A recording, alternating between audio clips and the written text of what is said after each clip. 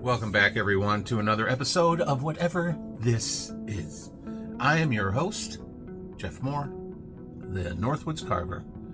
I would invite you to come see what I saw, but you'd have to go into some other videos, and this one is not about me whatsoever. It's about carving compadre and influencer Ryan Cook and this eagle project that he did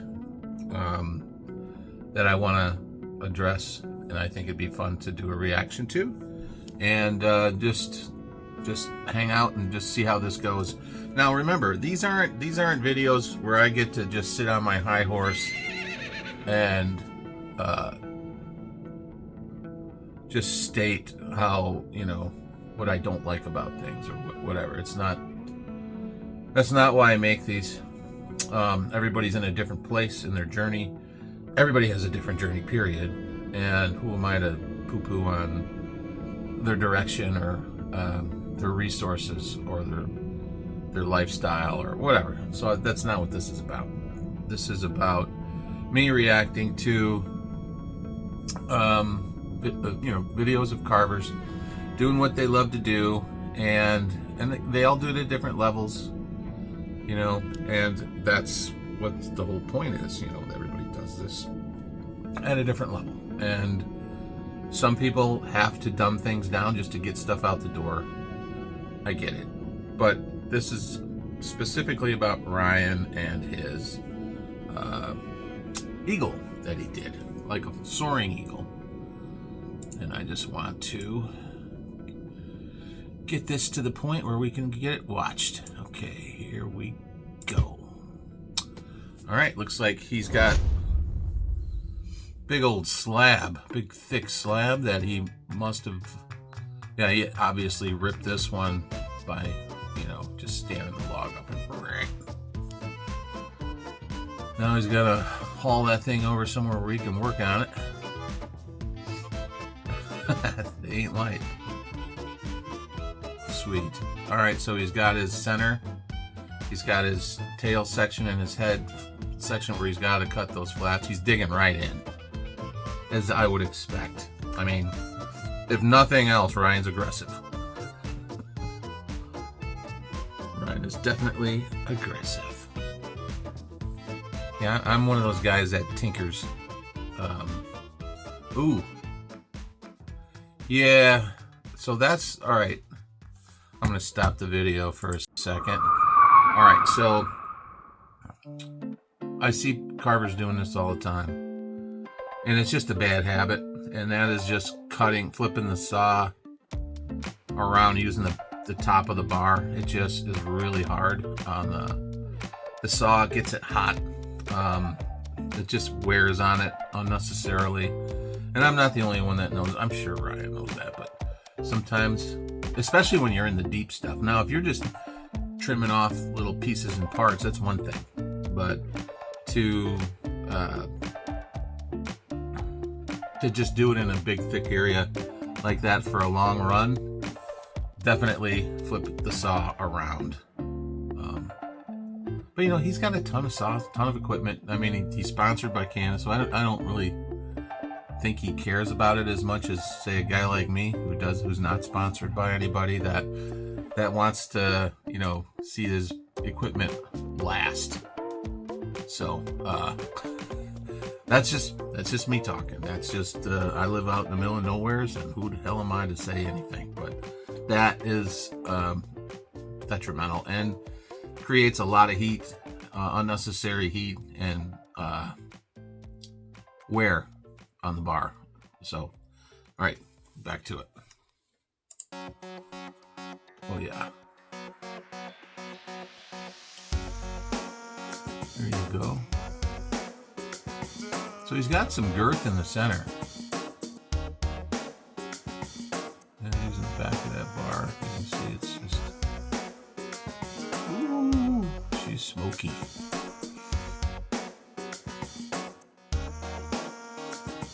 Boy, that looks pretty sketch how he's got that thing set up there.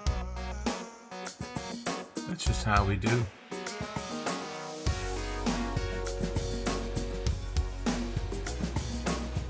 To me, or those saws look dull or something. I don't know. It looks like a lot of baby powder flying around. Of course, I've never carved that kind of wood. I don't know.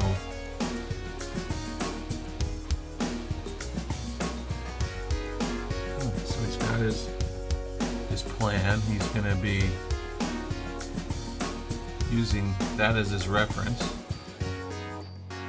Now the tricky part comes. Just throwing in a rough thing for feathers. Feathers kick my ass every single time.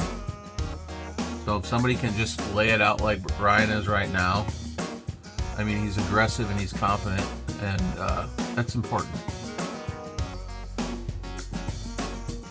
I mean, he's not wringing his hands over the details. He's just getting after it and getting this thing done. There's your tail.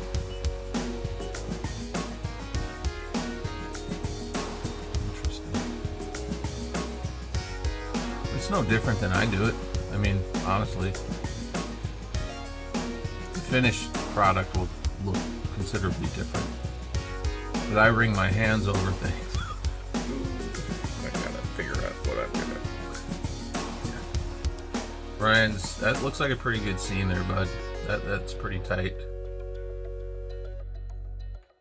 Using a hand planer helps so much.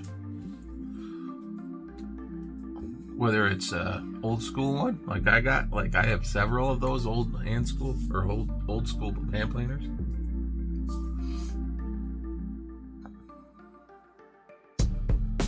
Lagging it down in there so it's behind a ways, and be able to just, plug that and carve right over top. Yes, sir. All right. So he's not, like I said, he's not wringing his hands over the details here. This ain't that kind of bird. This is not that kind of carving. I think this is a more of an abbreviated carving. But he has, Ryan has a very rustic style that fits his area. And people would probably be like, what happened? If he did anything different than he normally, his finishing ways and all that stuff, if he did anything different, they'd probably be like, what are you doing? Why would you change what you got? And I kind of agree with that, actually. Is it perfect? No, but it's probably a lot better than a lot of carvers could possibly do. I mean, he's just remembering things and he's placing things where they, where the image suggested, but he's also going with his gut here. And he's understating certain things and overstating others. But in the same, it's all, now we're into paint.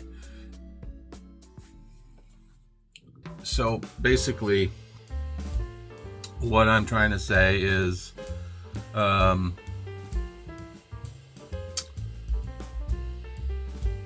lighting isn't always the best, in a lot of these carver shops. So it's really hard to, if they're not carving with light and specifically, to find the flaws, because that's what I do. I just kind of use the light and shadow to just basically find the flaws, or that'll just jump out at me, and then I'll just make a correction. Because believe it or not, we all have a fight or flight instinct in us, and basically it still works with our mind's eye, right? It sounds weird, but we all have that same thing.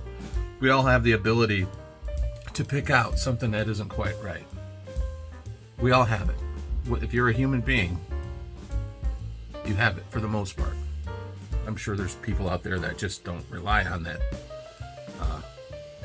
impulse, but if you think about it, like when we were cavemen coming out of the cave and we were walking down the trail to the lake to go club a fish or whatever we're going to do, and you're walking along and you're afraid of everything. You're on guard because there's things that want to eat you, right? And if you see a little ruffle in a bush or a dark figure in a tree. If you spot something that doesn't look right, it goes ding ding, and then you're just like, well, I'm just gonna back out of here. You know, instead of just keep trucking like a fool and get pounced on by a cave bear or whatever. You know, that's kind of still with us, and you can utilize that when you're carving with shadow and light, or carving anything at all. If it doesn't look right, and you need to think about what it is that doesn't look right, that's the trick, is figuring out what it is and then learning how to fix whatever that is. And a lot of times, if you're learning, you're just moving through stuff. So there's really, you have to take note of what that thing was and address it either right then and there or on the next carving or whatever. Because if you're just flying through everything, you're not learning anything. And your level of accuracy will never increase. It's always going to be the same because you're not slowing down. I'm not saying Ryan's not. I'm just saying that this is the general thing. So there's going to be carvings like this, like what Ryan's doing right here, and multiple other carvers do the same thing. I'm just saying,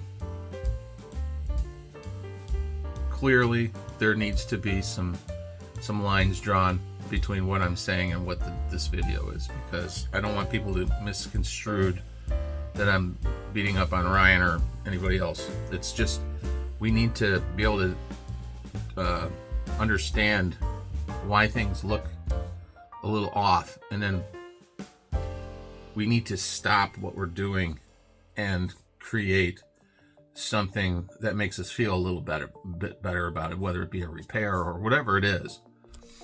Just being able to recognize it is the first step, right? But if you steamroll through everything, it's going to be a lot tougher. Well, it's going to be a lot tougher in the long run to get really good at anything if you're just blowing through everything, right? So, in the big picture, it's important, to study, to do your studies. All right, so he's measuring something. Oh, now he's putting the head in. So this is kind of where I'm at with this.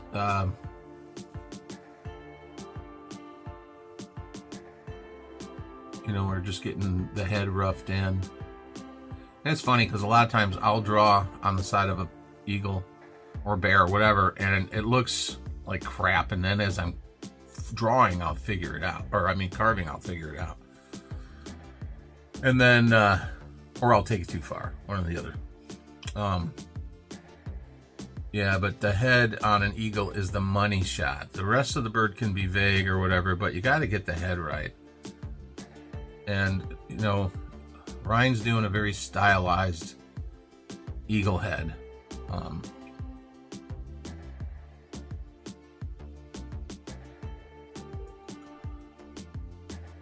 For you green carvers or you rookies or the people that are in it moderately, this is probably sensational.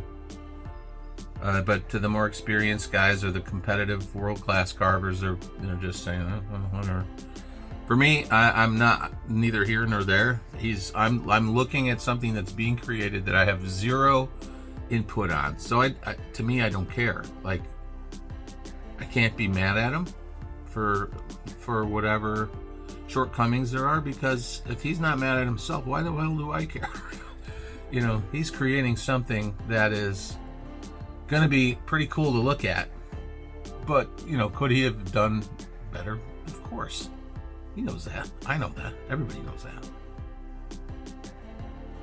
Putting in the eyes.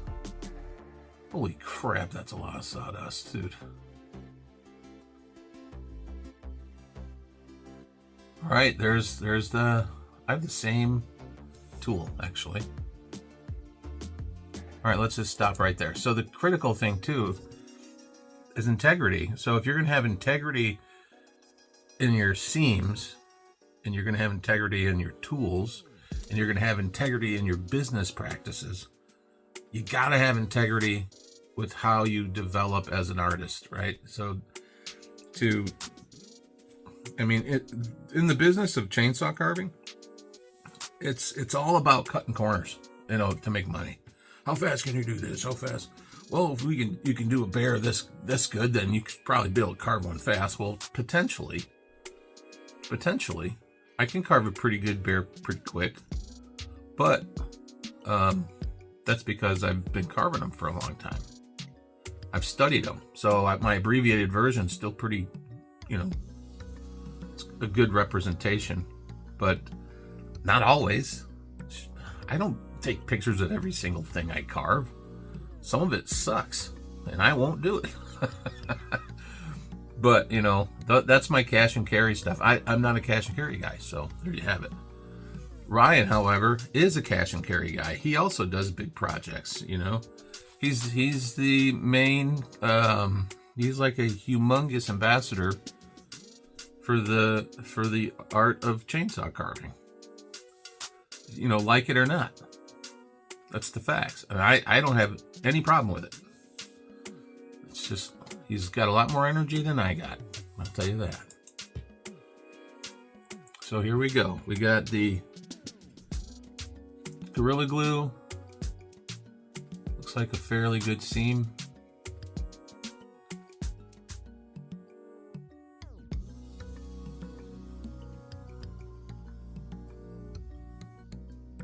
A lot of guys right here, I'll stop this again. A lot of guys are gonna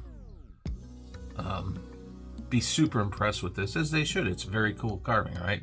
It's not something you see every day, and especially when they show a guy who's just doing it from start to finish. And it looked like a piece of scrap, actually. Like he took a rip off of a log and then had to take another one or whatever. I don't know if he did this intentionally or if it was just leftovers, because you can see there's slabs in the background there. There's, I'm weird. I like to see other people's shops. I see he's got I can imagine winter there. He's got the fireplace going, the fans blowing. I've seen him in there carving. It's a cool place. A lot of cool shits come out of this shop. All right. Rattle can wonder.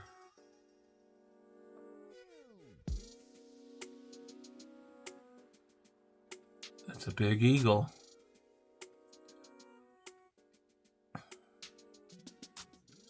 The tricky part about carving or painting indoors is you miss so much. You miss a lot, and you'll be able to see. I'm sure there'll be big areas behind feathers. You can tell it was a pretty quick paint job. You can see that, I'm one of those guys that's super meticulous about not having any bare wood showing between feathers and stuff. But this is something that somebody is gonna freaking love this thing.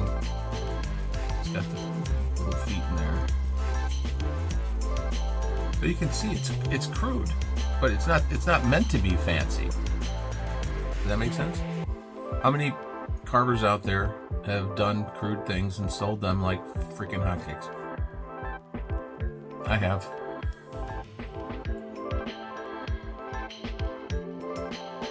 Would I consider this a top-notch carving? No. Would I consider this one of his top-notch carvings? No. Is it fun? Is it a cool video? Hell yeah, it's fun and cool video. And the best part about it is it inspires other carvers. And I think if nothing else, Ryan does that very well.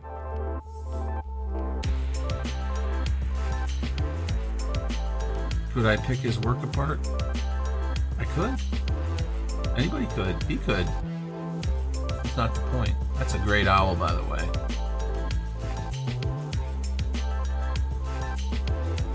But they're so stylized, and you can see a lot of Pete Ryan in his work, and that's not a bad thing either. But Anyways, that was my take on Ryan Cook's Eagle. So hopefully I didn't bore you with any of this stuff, and hopefully nobody walks off out of here or walks away from this thinking I was mean, because I wasn't. If you think that was mean, stick around. Anyway, thanks for watching, everybody. Thanks for watching up to this point. Hopefully you'll stay tuned for the next video. And I will see you on the next one.